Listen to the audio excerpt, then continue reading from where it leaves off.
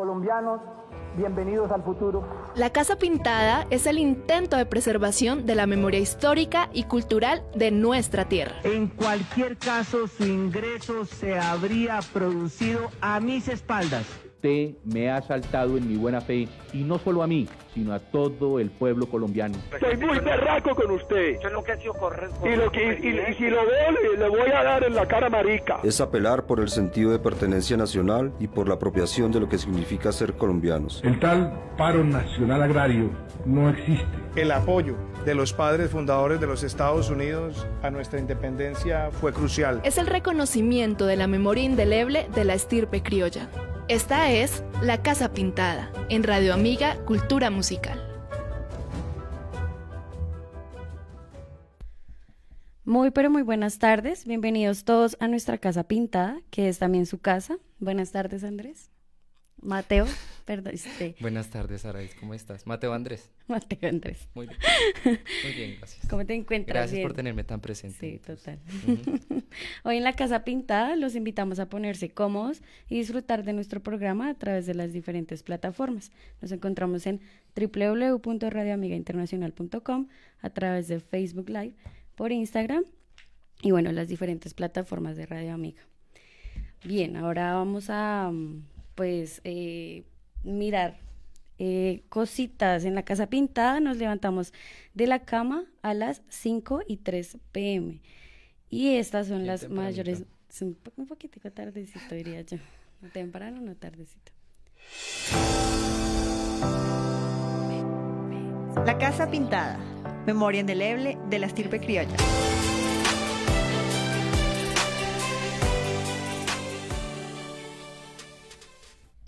Ahora que nos levantamos un poquito tarde, vamos a asomarnos por la ventana y ver cuáles son las noticias de mayor relevancia en estos últimos días, Mateo. Saraís, pues yo qué le puedo decir, esta semana estuvo como muy tristonga y yo creo que ya todo está dicho, ¿no te parece? ¿Por qué triste? Porque las elecciones regionales y locales dejaron todo muy claro y no vale la pena pues hablar mucho del tema, yo creo que ya todo está dicho. Hasta el presidente eterno reconoció su derrota en Twitter, yo no sé si lo viste. No, a mí me duele mucho verlo así, pobrecito. La gente cree que las tristezas solo existen en los falsos positivos y las masacres paramilitares, pero verlo poniendo esos tweets a un hombre que ha dado toda su carnita por este país es un dolor muy profundo. Le duele yo en país. Sí, y yo se lo siento. Yo me remitiré solo a citar a un gran filósofo y erudito de las redes sociales, yo me imagino que también lo has escuchado, se llama Osvaldo Ortiz.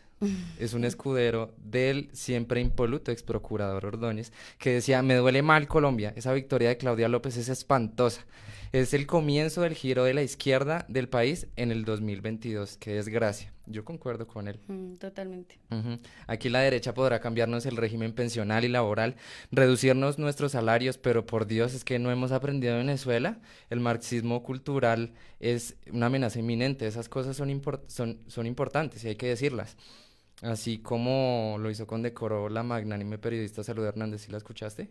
Bueno, lo publicó por ahí por Twitter, por redes. Twitter, sí. Dijo que preocupa, sí, con toda razón, la actitud de Claudia López frente a la comunidad cristiana, pues que ella como que no se pone en los zapatos, sí, hay que respetar las demás culturas, se perdió el respeto. Ese beso fue incitador. Lo de Cristina Bautista, la líder asesinada en el Cauca, que en paz descanse, junto a 4 indígenas más en la misma región, pues que a mí que me hablen de valores y las buenas costumbres, lo que es importante.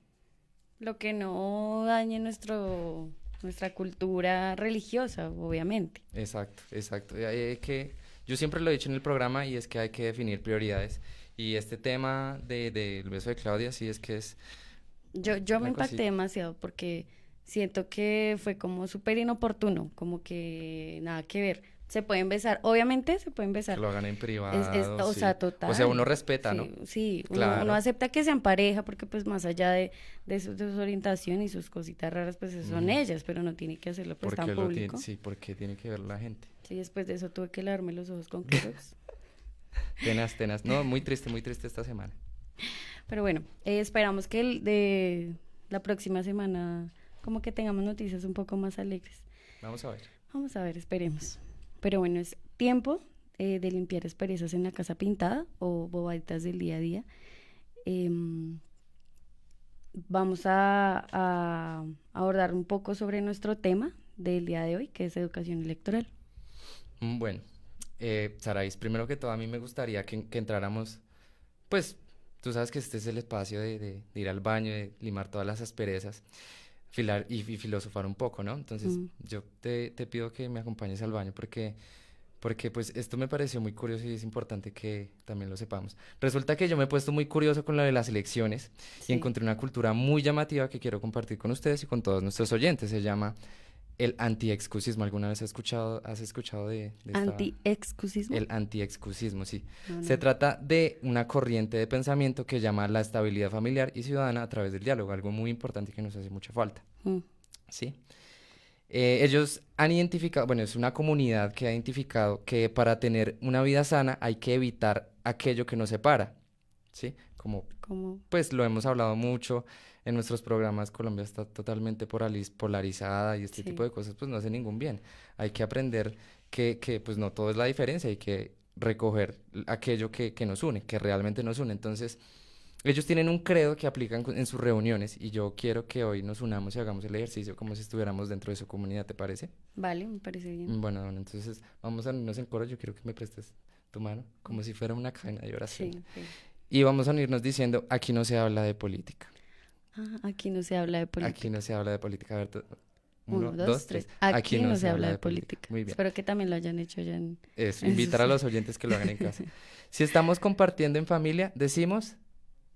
Aquí no se habla de política. Para tener un día en paz hay que recordar que la política es sucia, es venenosa, mala, dañina, perjudicial, fea, tóxica, espantosa, horrible, asquerosa. Y por eso, respira un poco. Aquí no se habla de política. Muy bien. Si tus amigos hablan sobre la subida de precios del dólar y la economía, recuérdales que aquí no se habla de política. Acaba con esa amistad que es más lo que ganas que lo que pierdes. Sigamos.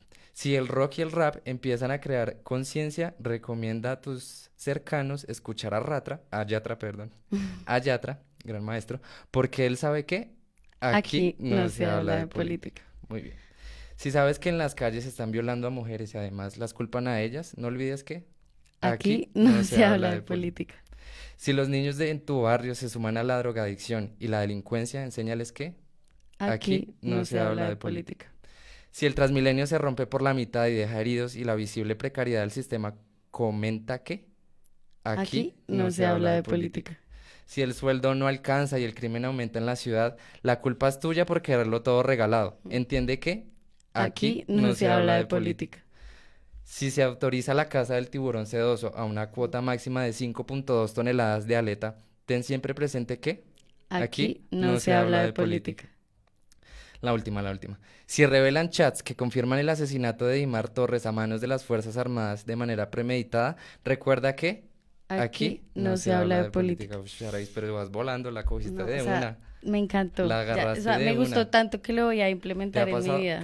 ¿Crees que el antiexcusismo es como una conducta que tú recogerías en tu vida? Sí, totalmente, lo haría. Bueno, sí.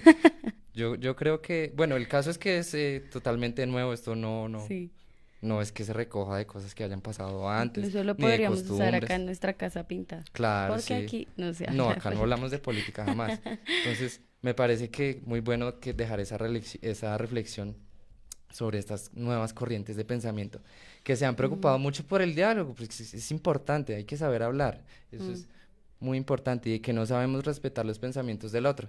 Como ustedes se han dado cuenta, la política no puede ser una excusa para evacuar enojos y odios que se tenían con los demás.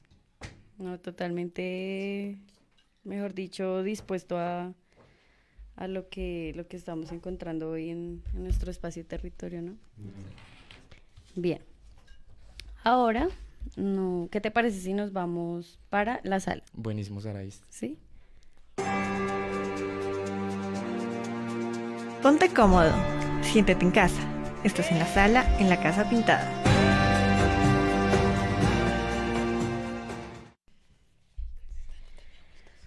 Bueno, hoy para abordar nuestro tema sobre educación electoral, nos encontramos con María Mercedes Maldonado, candidata al Consejo de Bogotá y exsecretaria. No. Bueno. No pude ser candidata. Te cuento un poco más sobre su perfil. María Mercedes Maldonado fue exsecretaria de Planeación y Hábitat de la Secretaría de Gustavo Petro. De la Alcaldía de Petro. De la Alcaldía de Petro. Sí, eso. Difuminado. Sí. Y recientemente he estado trabajando en activismo con las veedurías ciudadanas que defienden la reserva Thomas van der Hamen y la reserva de los Cerros Orientales. Ahí he estado muy presente, María Mercedes. ¿Cómo vas? ¿Cómo te fue el día de hoy? ¿Qué bien, tal la muy llegada? bien. Esa llegada un poco estuvo tétrica. Bien. No, sabe que está fluyendo el tráfico. Bueno, María Mercedes, entremos en tema. Ganaron los banqueros, la Alcaldía de Bogotá. ¿Los banqueros? Ganaron el Grupo Bancolombia. Bueno, hay una financiación, yo no creo, se me parece una interpretación complicada esa, no creo que hayan ganado.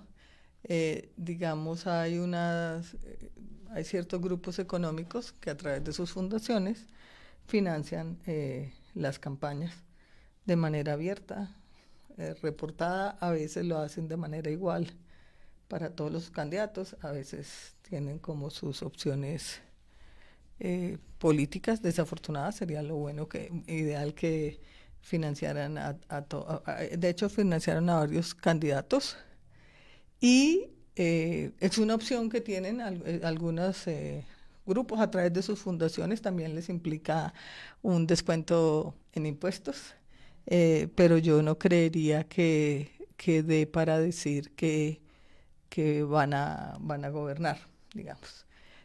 A mí me parece más complicado, por ejemplo, y además, gremios como o constructores individuales, que hay unos intereses más directos, que no estas financiaciones más institucionales, por llamarlas de alguna manera.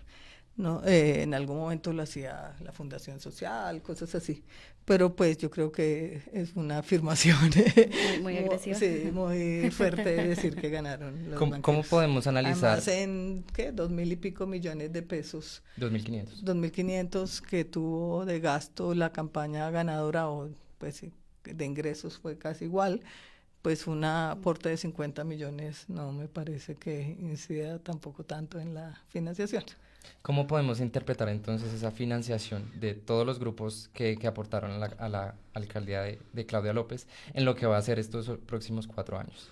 Pues yo no he visto las cuentas exactas, lo de Bancolombia sí, porque se ha hablado mucho en redes, pero buena parte de su financiación fue con el mismo Partido Verde.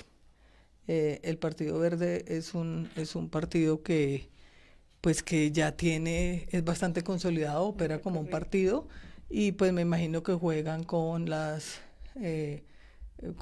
con unos fondos que van armando. No conozco, no tengo ninguna vinculación con ese partido, pero a partir de las elecciones y las reposiciones.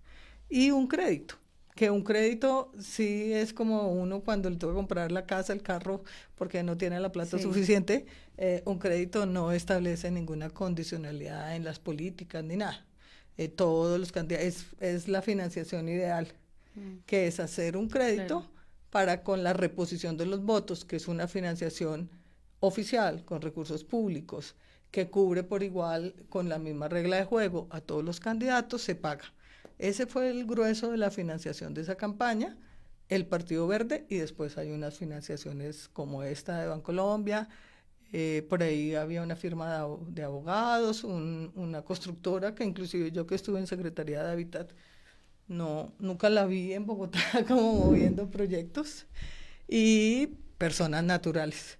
Entonces a mí me parece que es una financiación bastante ajustada a la ética y a las reglas de que es el mismo partido, y un crédito que va a ser pagado con los recursos públicos, que es el mejor mecanismo para evitar que en las campañas entren dineros de procedencia dudosa, porque pues así los bancos no generen muchas prevenciones. Pues la Fundación Bancolombia se sabe dónde vienen los recursos, pero pues de procedencia ya de grupos al margen de la ley, de la mafia, de cosas de ese estilo, o ya de intereses, pues que sí, de ciertos personas que van a exigir contraprestación por por su aporte. A mí los que me parecen más complicados son los contratistas de las entidades territoriales o nacionales y intereses así muy directos como los de minería, los mismos constructores, sin negarse a que esa financiación existe, y lo que se pone a prueba es la capacidad de independencia posterior del alcalde o la alcaldesa electa, y para eso son muy útiles esos portal como, o pues el registro como el de cuentas claras, porque todos los ciudadanos hoy podemos saber quién financió en el caso ya de Bogotá, a Claudia López, y qué puede resultar de esa financiación. Yo he visto en años anteriores, por ejemplo, que si alguien aporta como persona natural y después le dan un cargo, se arma, pues se ve como mal. Pues, sí, claro. La verdad, yo no lo veo mal, pues además un aporte de 5 millones de pesos, pues porque es el equipo de campaña, ¿sí? Claro, todos querríamos, la situación ideal sería una financiación pública completa, pero pues tampoco los recursos son para tanto. Se aporta tanto. ¿Tú no piensas que de pronto ese tipo de dinámicas en la política pueden dar paso al clientelismo? ¿O son de hecho las que perpetúan el clientelismo en la política? No, a mí me parece más grave es que den paso a que intereses económicos muy concretos incidan sobre las decisiones de política pública. Claro, el clientelismo también, pero el clientelismo opera más a otro nivel, el que trabaja en la campaña y volantea y hace tareas de la campaña, pues bueno, yo legítimamente también quiere vincularse al gobierno, porque si llegó a esa campaña porque tenía una identidad política, ojalá, con la persona que va a ser elegida. El clientelismo en sí mismo no es algo tan perverso como lo que se vuelve ya en la práctica, que si ya son unas transacciones de muy someter al voto a ciertos votantes y después exigir pues los votos, la compra de votos, cosas de ese estilo, y después exigir dádivas de quien gane.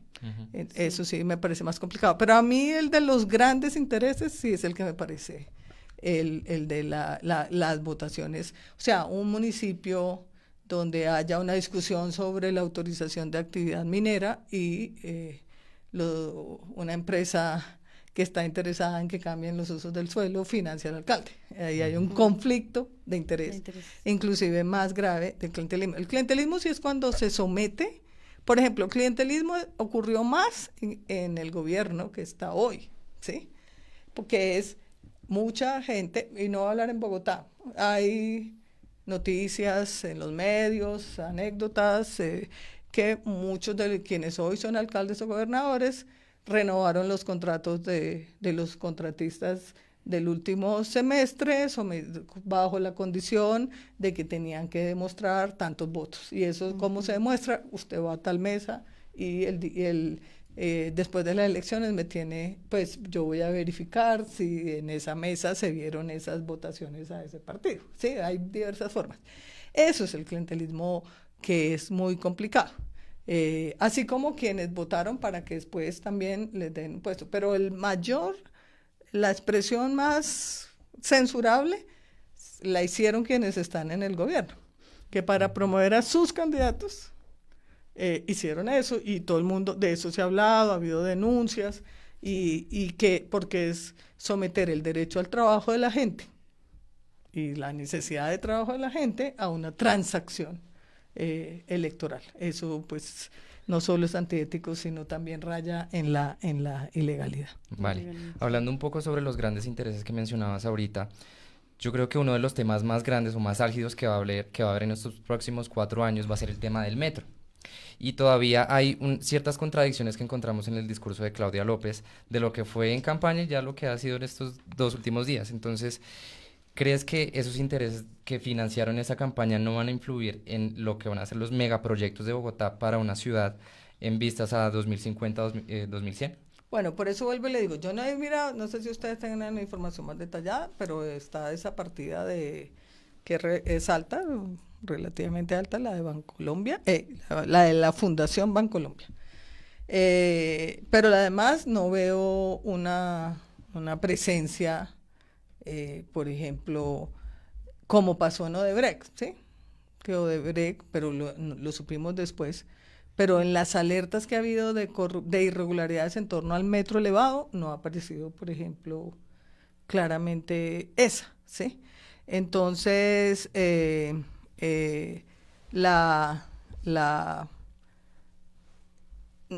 Odebrecht, pues Odebrecht financió campañas para que les adjudicaran contratos. Sí. Sí. El metro elevado de Bogotá ya va a quedar adjudicado, ¿sí?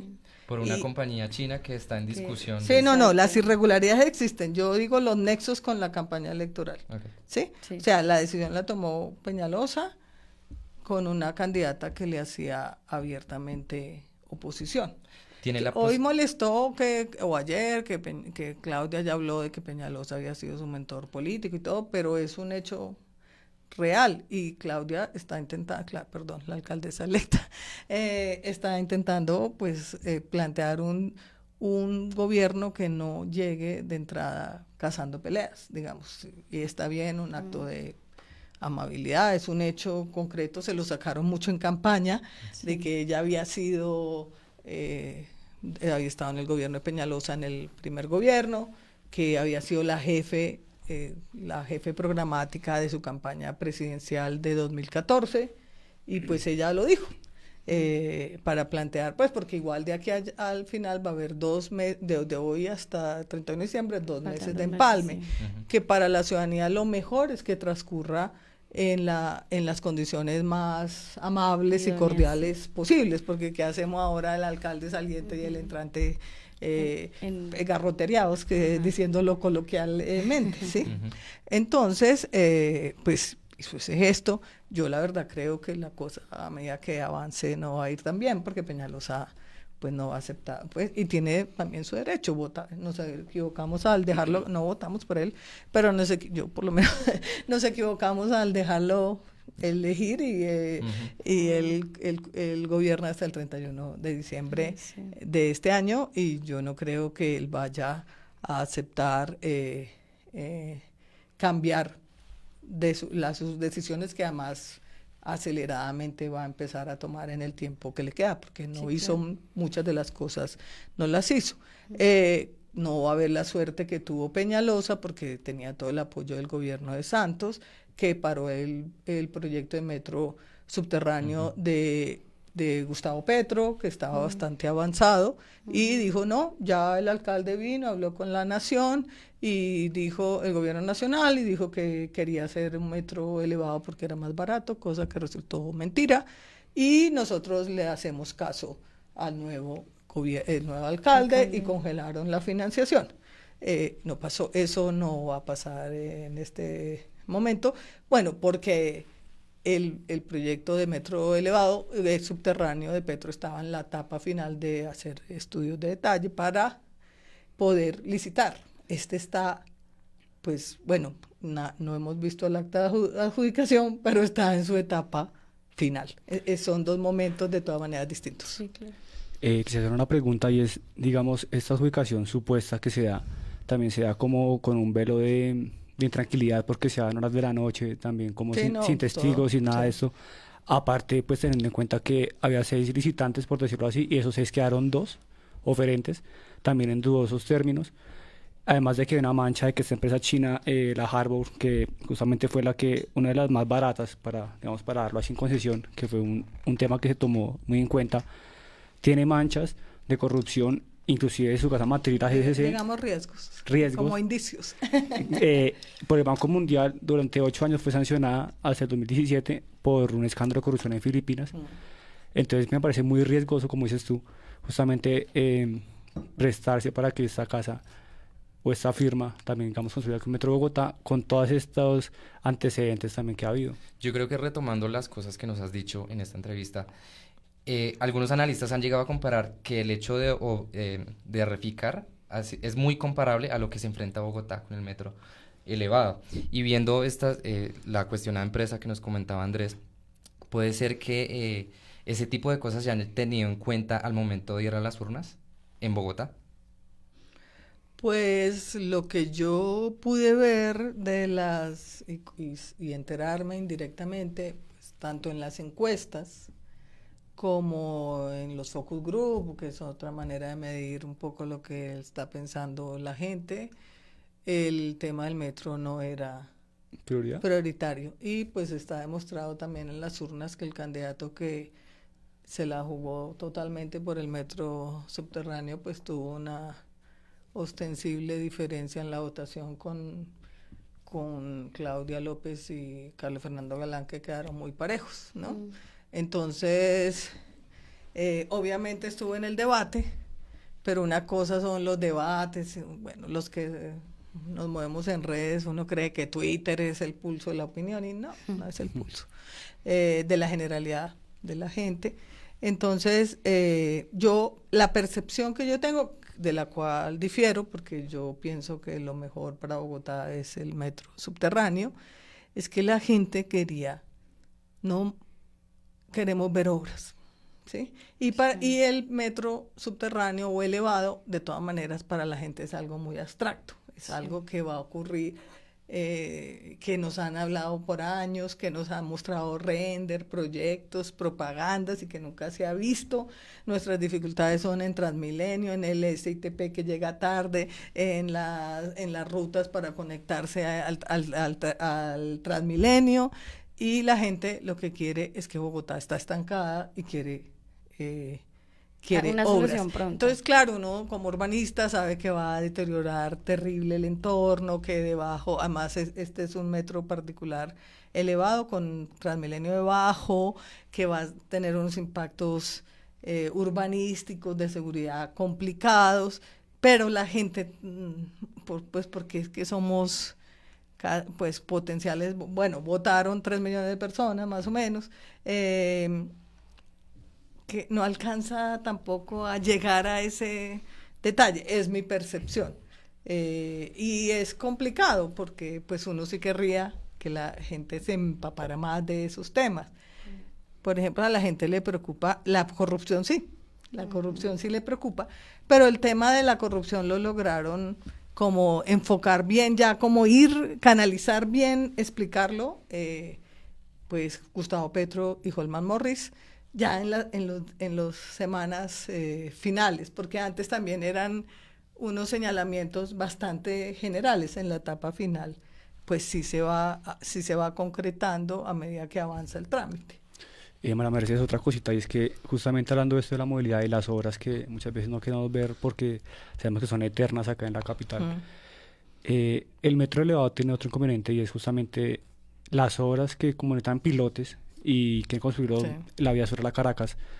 Estos pilotes, pues aparte de que pues llevan mucho tiempo, desviar ese flujo de pronto de gente necesita previo una construcción de más proyectos de Transmilenio.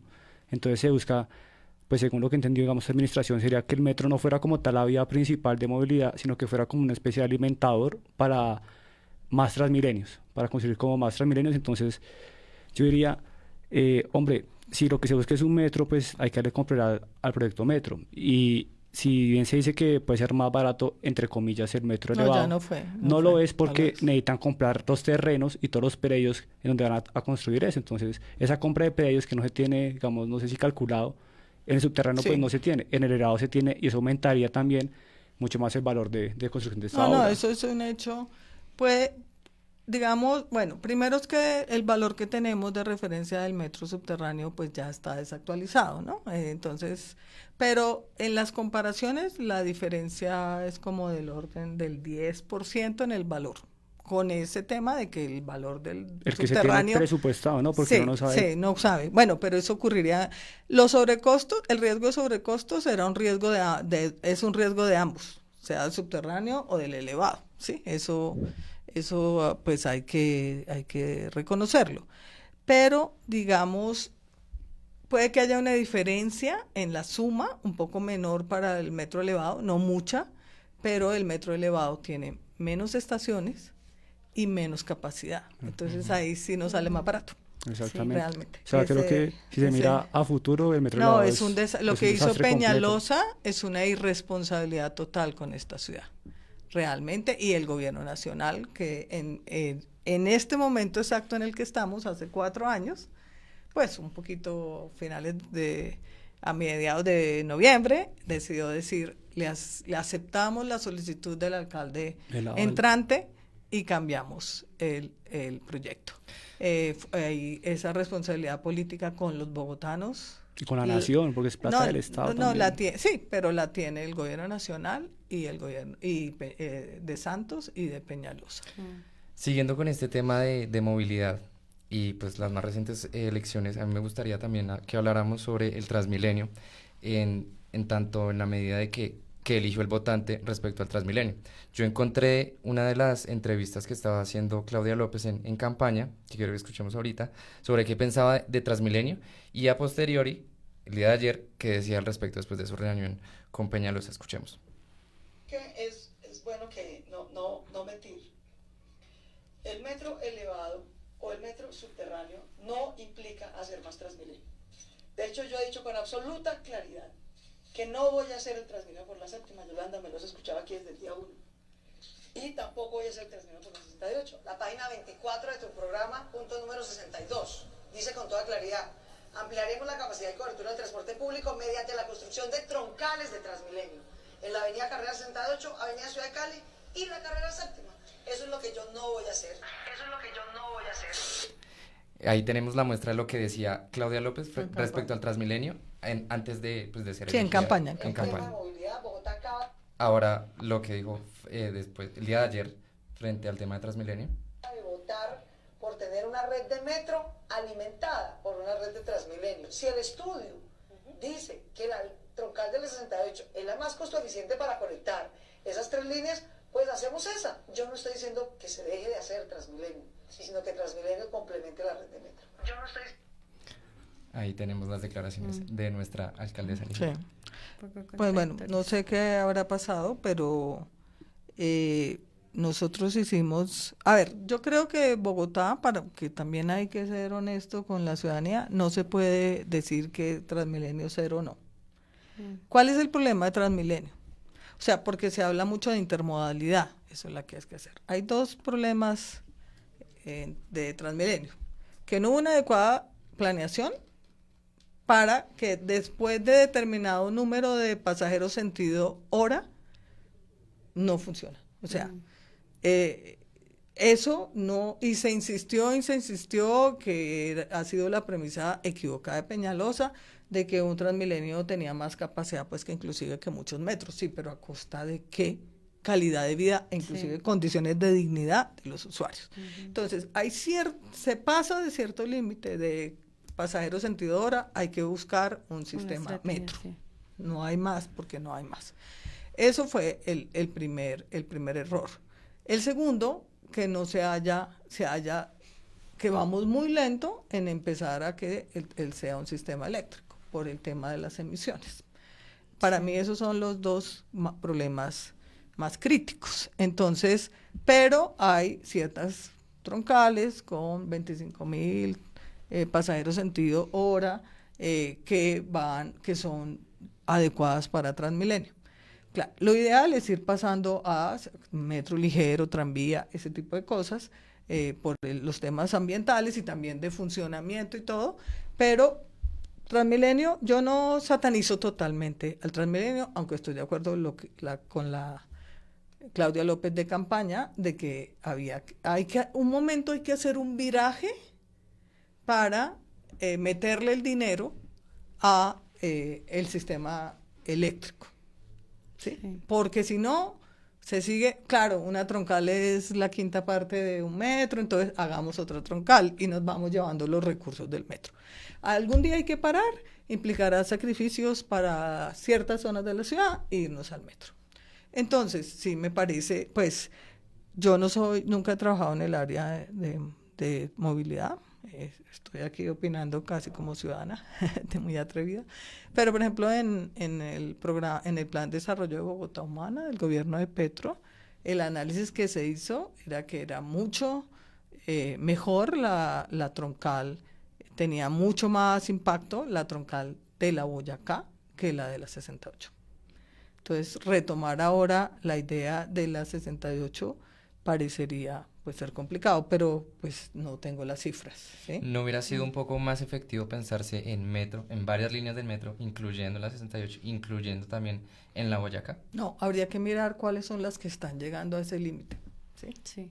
Ese es el tema, que son, yo creo que ya después de 40.000 pasajeros sentido hora empieza a ser problemático. Entonces no es decir, es que no, por esta, ¿sí? Entonces ahí habría desde donde se ve la necesidad. Ahí habría que mirar cuáles son las que están llegando a esos límites, ¿sí? Sí. Porque acuérdense que el metro elevado con sus recortes y todo, pues va a cubrir parte, va a liberar parte del tráfico de la troncal de Américas, ¿sí? Porque viene de Occidente. Y parte de la Caracas, claro, muy incompleto hasta la calle 72, que es otro problema, pero digamos está liberando de tráfico a 2 troncales, no en la cantidad suficiente. Entonces, lo que pasa es que los metros sí son mucho más costosos, eso hay que tenerlo en cuenta, y este metro va a comprometer bastante la capacidad de inversión futura, por eso hacerlo mal es una tragedia, exagerando el término. Entonces hay que tener en cuenta también ese factor. Hay que mirar, y por ahora lo inmediato, porque eso sí lo dijo Claudia mucho en campaña, Claudia López, eso está hecho desde hace mucho tiempo, el estudio, que tiene que ser una herradura y bajar hacia el noroccidente. Siempre en la campaña hubo imprecisiones entre Engativá o Suba, de pronto Engativá Suba con algún alimentador, pero eso siempre los estudios lo han dicho. O sea, la primera tarea es completar esa herradura. ¿Por qué? Porque en esas localidades de Occidente vive la mayor parte de Bogotá. O sea, hay localidades como Suba o como Bosa, no sé, entre Bosa y Kennedy ahorita la población, y además nos toca ahora estudiar los resultados del censo, pero son una ciudad intermedia, son 1 millón de personas, entonces... No, y más que países podrían ser incluso. Sí, entonces esa es la tarea inmediata. Hay otra buena propuesta de Claudia que es utilizar los trenes de cercanías, habilitar las redes férreas. Entonces el tren de cercanías que hizo el gobernador de Cundinamarca, pues Peñalosa estuvo totalmente reacio a eso y bloqueó de alguna manera ese proyecto. Entonces el proyecto funciona bien hasta llegar a la entrada a Bogotá, pero en Bogotá hay que integrarlo al sistema y que empiece a haber estaciones donde se unan con el Transmilenio y ese tipo de cosas, y hacer el del norte. Entonces ya estamos hablando de completar el metro hacia Occidente, y esas 2 líneas de metro ligero ya es un salto cualitativo para la movilidad de Bogotá. Pues lo de Claudia no lo había oído, lo de Claudia López dice que si le demuestran que es más costo efectivo la 68, pero pues ya cuando ella se siente allá y su equipo de movilidad, pues porque ella tampoco es experta en movilidad, se hará la evaluación de si es más costo efectivo. El problema es que Peñalosa lo vaya a dejar contratado. Abierta la licitación. María Victoria, otra cosita. María Mercedes. Escúchame. La última frente a movilidad, y que vamos al tema pronto del POT, también hay que tener en cuenta cómo se va a manejar el tema del CIP, ya que está abiertamente en quiebra y pues también es gran alimentador de la movilidad de la ciudad. Entonces, ¿cómo va a ser frente para sacar adelante este intento de movilidad interconectada? Y digamos lo del POT, últimamente tiene gran vigencia lo que es, no sé, el ambientalismo y todos los temas de ciudadanía que tienen que ver con ecología. La reserva Vanderhammer, los páramos, todo esto también es algo que está en juego, y pues el Partido Verde también ha hecho como gran puja por defenderlo. Entonces, no sé, justamente en el POT y con la alcaldesa posesionada, cuando se posesione, ¿qué medidas puede llegar a tomar frente a esto? Y si realmente piensa de pronto cumplir o seguir a cabalidad la defensa que tanto dijo en su campaña. Bueno, para cerrar lo de movilidad, sí, digamos, no, ningún alcalde o alcaldesa de Bogotá en los últimos años y en los que viene la tiene fácil en el tema de movilidad, Pues porque hay que gestionar y mejorar un sistema que ya existe. Como le digo, que no podemos hacer borrón y cuenta nueva, que son las troncales de Transmilenio que ya existen, el sistema integrado de transporte público, hacerlo para el ciudadano. O sea, ni con metro elevado ni con metro subterráneo lo íbamos a ver en estos 4 años. Era un hecho. Ninguno de los dos. Sí. Y pues iban a estar iniciando, porque ahí Holman Morris, con todo el respeto, él le dijo cosas a la ciudadanía que no eran ciertas, que se podía abrir la licitación en el primer semestre de 2020. Muchísimas cosas, de hecho. Sí, cualquiera de los dos, el subterráneo podría iniciar más o menos en unos 2 años y el elevado, la construcción, en 27 meses. Peñalosa está diciendo, y lo dijeron sus candidatos, que el año entrante empezaban obras, pero es porque van a mover redes, van a hacer algunas estaciones, van a empezar a hacer el portal, el patio taller allá en Bosa, pero la obra propiamente dicha, se necesitan, en los términos de referencia al contrato, que siempre se incumplen después, 27 meses para acabar de hacer los estudios de detalle.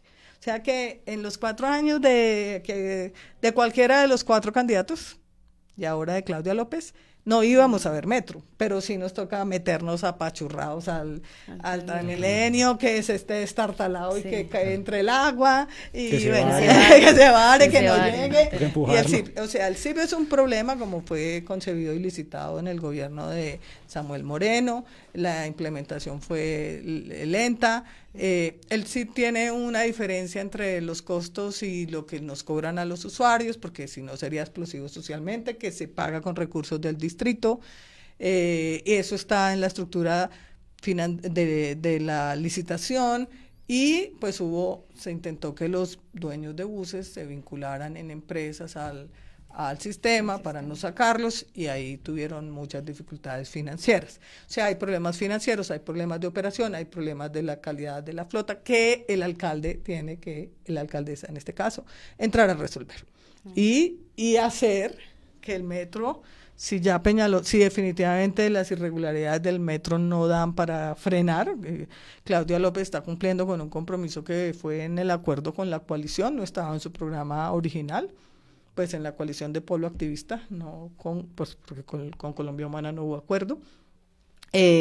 Claudia López está conformando una comisión de alto nivel para entrar a mirar la licitación del metro. Y pues yo creo firmemente en que una de las banderas de Claudia López es la lucha contra la corrupción. Entonces ahí nos enteraremos, para eso es un empalme. Ya ellos tienen que, porque el empalme tiene un carácter legal y llega a unos informes que se escriben y unos formatos que se llenan. Esa comisión de alto nivel se sentará con la del metro, y ahí sí ya no serán las historias que nos echan a la ciudadanía, sino que se verá la situación real de la adjudicación. Entonces ahí se sabrá qué medidas se toman. Ya con lo ambiental. Pues digamos, yo confío en la palabra de Claudia López, no tengo ninguna razón para no cumplir, y pues ella firmó un pacto ambiental que es el que da la base para que yo entre a dar el apoyo a Claudia López en la campaña, con muchísimas organizaciones ambientales, más de 20 y pico. Detrás de esas organizaciones ambientales hay procesos de largo plazo de la ciudad, hay gente vinculada, y nosotros vamos a hacer vigilancia al cumplimiento del pacto. Todas las personas, no lo quiero personalizar en mí, un grupo amplio de organizaciones distribuidas en todo el territorio de Bogotá. Ese pacto no fue un pacto de salud a la bandera, son 17 puntos muy concretos, de compromisos muy concretos de Claudia López. Entonces, el primero que fue el del plan de ordenamiento territorial. Claudia López tenía la esperanza en campaña de que se hundiera en comisión el plan. Pues se ha discutido y señalado mucho, fue un tema de campaña que se usó mucho, que fue la ponencia positiva de Lucía Bastidas, que desafortunadamente salió elegida por 400 votos, por poco, porque Jorge Torres, el electorado lo castigó por su peñalosismo, yo creo. Entonces, me atrevo a especular. Entonces, Lucía, los demás concejales, ella lo dijo en varios debates, los otros 4 iban a votar negativo el POT. Pero la jugada que hicieron fue, como sabían que ya con el triunfo de Claudia y su primera declaración del POT, pues se cambió la correlación de fuerzas en la comisión del plan. Y según han dicho concejales de esa comisión, ya no tenía la mayoría Peñalosa.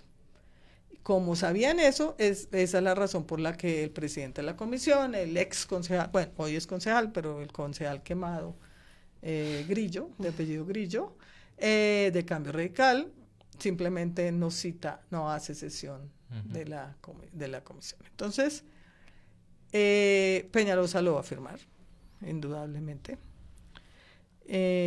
Ahí hay varias opciones. La primera es que eso es abiertamente ilegal, ese POT. En lo general, pues habrá muchos detallitos, porque el POT está justificado por cambios significativos en la población de Bogotá y no tiene en cuenta el censo del 2018. Sí. O sea, es una contradicción. Y las cifras de base son sacadas de la manga, con todo el respeto que me merecen los técnicos de planeación. Y son proyecciones a partir del censo de 2005. O sea, somos 700.000 personas menos en Bogotá. Prácticamente que en el suelo que existe cabríamos. Sí. O sea, ya se bajó la densidad, que Peñalosa decía que era de las más altas del mundo. Entonces, una opción, casi que la alcaldesa entrante, para mí como abogada que conoce estos temas, está obligado a hacer una revisión excepcional del POT por cambios significativos en la dinámica de la población. Pues porque no se puede prever suelo de expansión urbana, urbanizar suelo de valor agrícola como la del norte o zonas ambientales, porque somos 8.100.000 cuando somos 7.400.000. O sea, claro. Peñalosa, para que se hagan una idea, está contemplando la construcción de 826.000 viviendas. Cuando lo anota, si uno calcula, ya uno se mete a hacer ejercicios más técnicos, sí, más difíciles de entender para los oyentes que no sean expertos en eso. El índice de edificabilidad son muchísimas más, pero bueno, sumamos las 826. Son más o menos 2.5 personas por vivienda. Entonces ya estamos hablando casi como de 1.800.000 personas. No soy muy buena para hacer en la cabeza los cálculos. O sea, más o menos 165.000 personas año, o 60 y pico mil viviendas. Y Bogotá, con las proyecciones de Peñalosa, estaba creciendo 90.000 al año. Más los que se fueron a la sabana, que en eso él tiene razón, pero no son tantos, son un porcentaje. Entonces, es desmesurado. No más eso, obliga a hacer una revisión excepcional del POT. Podría no aplicarse, la nueva alcaldesa tiene, pues hay mecanismos que pues no hay tiempo para explicarlos, en que podría definirse estas zonas que han diferidas, el mismo POT las tiene para poder Peñalosa haber justificado. Solo se harán a partir de tal etapa y cuando estén todas las infraestructuras, y dejar no hacerlo de desarrollo inmediato, de construcción inmediata. Eso. Y pues me imagino que muchos ciudadanos van a demandar el POT también. María Mercedes, para finalizar, en un tema que es de seguridad, creo que es bastante crucial para los bogotanos, ya que ha subido el índice de inseguridad, también la percepción en la capital. Claudia propone 2.000 efectivos por turno adicionales a los que están en servicio ahora. Mi pregunta sería, de pronto esa policía que va a entrar, de pronto a regir, según lo que ella propone, ¿se vería como una policía más cívica, de pronto más educada para servir al ciudadano, para protegerlo? Porque ha habido grandes escándalos de corrupción, o digamos uno lo ve en el ciudadano a pie también, que se quejan mucho de la policía, porque el abuso de autoridad es algo que se ve día a día y se ve en el Voz House. Entonces, de pronto algún programa si se plantea para los policías, para educarlos más en ciudadanía, más en civismo, para verlos como policía cívica y ciudadana, y que nos ayuden, y no tanto como el policía que se ve de pronto como, uy, no, es un policía, toca tener cuidado, pues puede hacer algo, y no como, bueno, me puede proteger. Pues mire, yo ese sí es un tema que conozco poco, me hubiera querido seguir hablando del ambiental, pero digamos, lo que Claudia López ha planteado, bueno, pues digamos, mucha más coordinación en todo el tema policial, que es un problema. Ella plantea transversalmente controlar los temas de corrupción, pero ella va a hacer convenios, ha dicho, pues que va a hacer convenios con el gobierno nacional para fortalecer la fiscalía y los jueces, porque pasa mucho que se detienen las personas en flagrancia y después no son judicializadas porque están sobresaturadas las unidades de reacción inmediata y bueno, y los pocos fiscales y jueces asignados. Es un tema del gobierno nacional, de la autonomía del gobierno nacional, pero ella dice, no solo vamos a dar recursos para más motos para la policía o para más efectivos, sino que no haya más impunidad. Y a mí me gusta, siendo un tema, insisto, que no conozco mucho, que ella dijo mucho en la campaña, que ella no solo iba a enfrentar la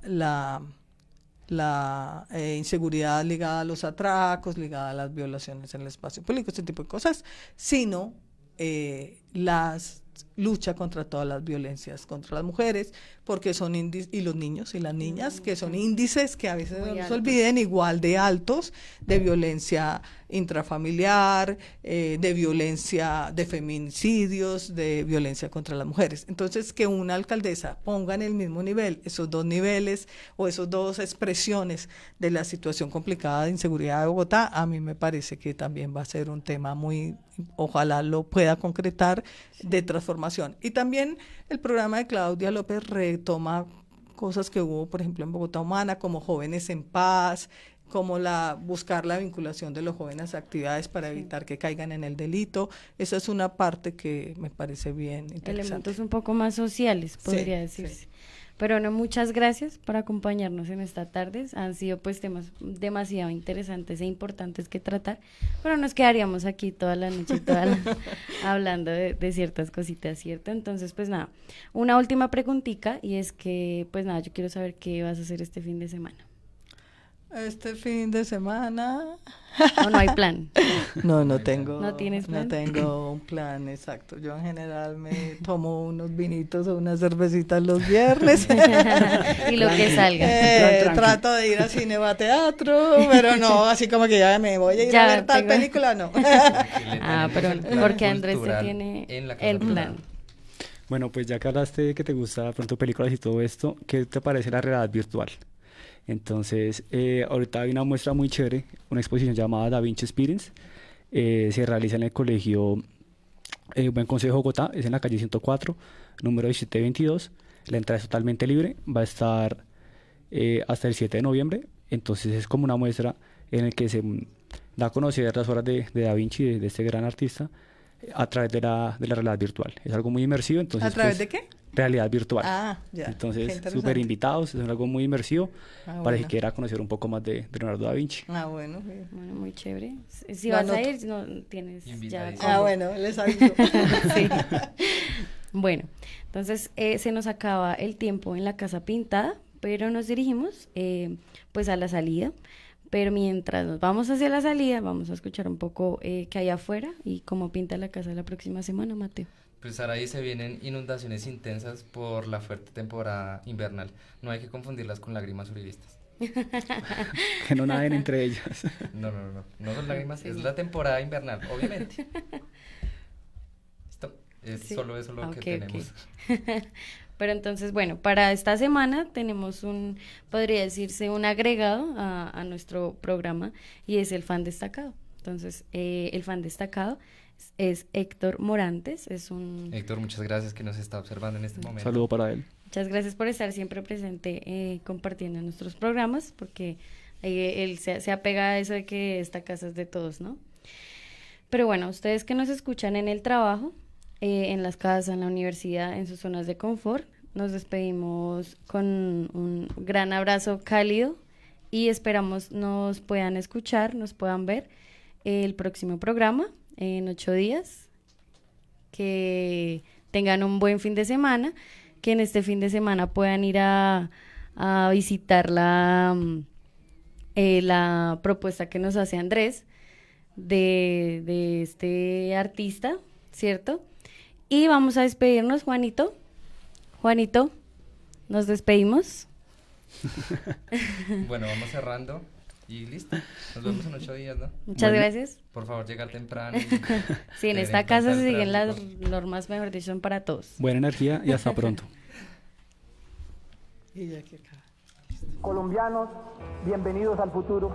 La Casa Pintada es el intento de preservación de la memoria histórica y cultural de nuestra tierra. En cualquier caso, su ingreso se habría producido a mis espaldas. Usted me ha asaltado en mi buena fe, y no solo a mí, sino a todo el pueblo colombiano. Estoy muy berraco con usted. Yo nunca he sido correcto. Y si lo veo, le voy a dar en la cara marica. Es apelar por el sentido de pertenencia nacional y por la apropiación de lo que significa ser colombianos. El tal paro nacional agrario no existe. El apoyo de los padres fundadores de los Estados Unidos a nuestra independencia fue crucial. Es el reconocimiento de la memoria indeleble de la estirpe criolla. Esta es La Casa Pintada, en Radio Amiga Cultura Musical.